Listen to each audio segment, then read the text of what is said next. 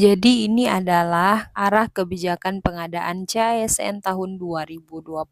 Mari kita bahas satu persatu. Yang pertama adalah fokus pada pelayanan dasar tenaga guru dan tenaga kesehatan. Ini dikarenakan belum terpenuhinya kebutuhan layanan untuk guru dan juga tenaga kesehatan pada tahun lalu, jadi disambung di tahun ini. Dan yang kedua adalah untuk tenaga non-ASN seoptimal mungkin menyelesaikan permasalahan untuk yang di instansi pemerintah. Jadi kalau untuk yang di instansi pemerintah, BKN itu diupayakan untuk menyelesaikan honorer yang sudah bekerja di instansi pemerintah. Lalu yang ketiga adalah merekrut fresh graduate untuk seleksi CPNS, dan yang keempat adalah mengurangi sedapat mungkin rekrutmen jabatan yang akan terdampak oleh transformasi digital. Seperti itu. Jadi ini adalah arah kebijakan pengadaan CASN pada tahun ini. Mari kita lihat yang lainnya lagi. Jadi ini adalah materi yang dibawakan oleh Pan-RB tahun ini.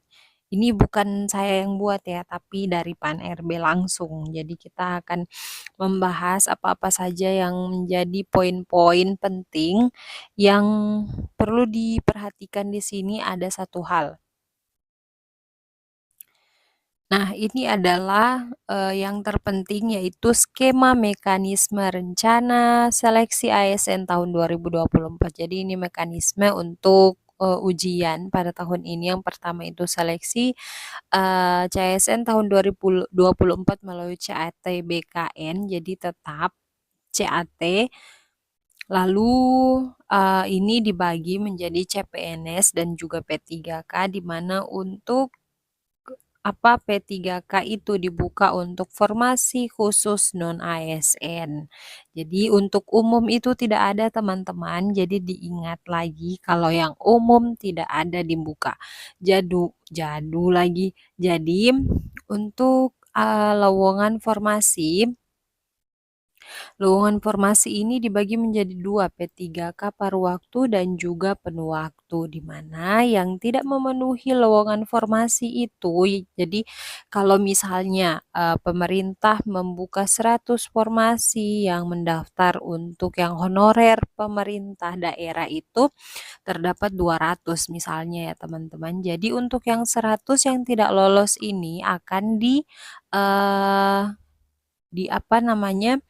dibawa ke P3K paruh waktu. Bagaimana mekanisme paruh waktu ini belum ada kejelasan.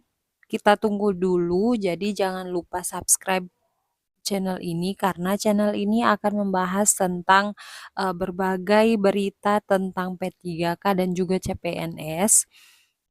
Nah, kita lanjut. Jadi untuk yang 100, misalnya 100 itu ke paruh waktu ya teman-teman, dan juga kalau untuk yang peringkingan, untuk yang penuh waktu ini pasti akan ada peringkingan 1 sampai 100. Tidak mungkin dari 200 itu tidak ada peringkingan, walaupun banyak informasi yang dikatakan bahwa untuk P3K itu akan dihabiskan pada 2024 sesuai Undang-Undang ASN 2023. Ini belum pasti teman-teman, karena untuk formasi itu yang akan diberikan itu tergantung dari daerah. Daerah mengusulkan, lalu BKN ACC. Kalau misalnya daerah mengusulkan hanya beberapa saja formasi yang dibuka, misalnya ada katakanlah 50 honorer, 50 honor. Kalau misalnya daerah hanya membuka 5 formasi saja, itu berarti 45 orang di sini itu tidak lulus. Jadi perlu diperhatikan untuk teman-teman yang berharap, oh tahun ini akan diangkat semuanya. Itu belum pasti. Jadi ayo belajar lagi untuk P3K. tahun ini jangan berharap seperti itu, usahakan, memberikan yang terbaik untuk tahun ini. Siapa tahu dengan teman-teman belajar akan mendapat ranking pertama atau setidaknya yang, bisa masuk menjadi CASN ataupun ASN pada tahun ini, seperti itu.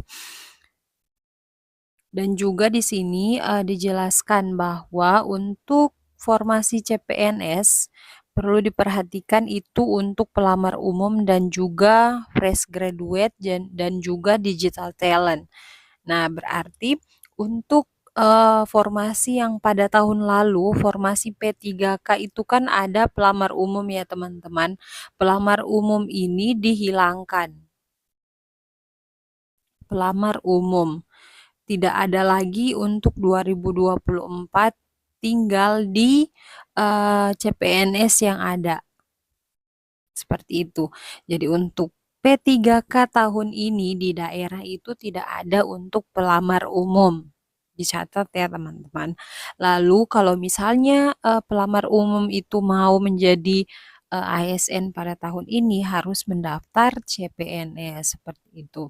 Dan bagaimana untuk P3K itu hanya untuk THK 2, lalu non-ASN terdata di database BKN dan juga non-ASN yang aktif bekerja pada instansi pemerintah. Jadi walaupun belum terdata di database BKN sudah bisa.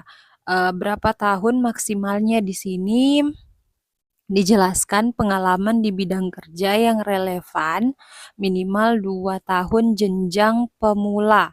Ini jenjang pemula terampil mahir penyelia dan ahli pertama dan juga minimal 3 tahun untuk jenjang muda seperti itu.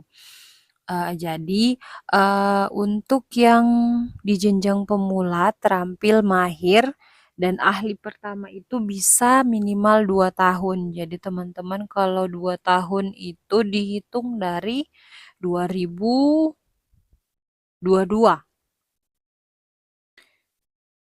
Antara 22 dan 21 ya.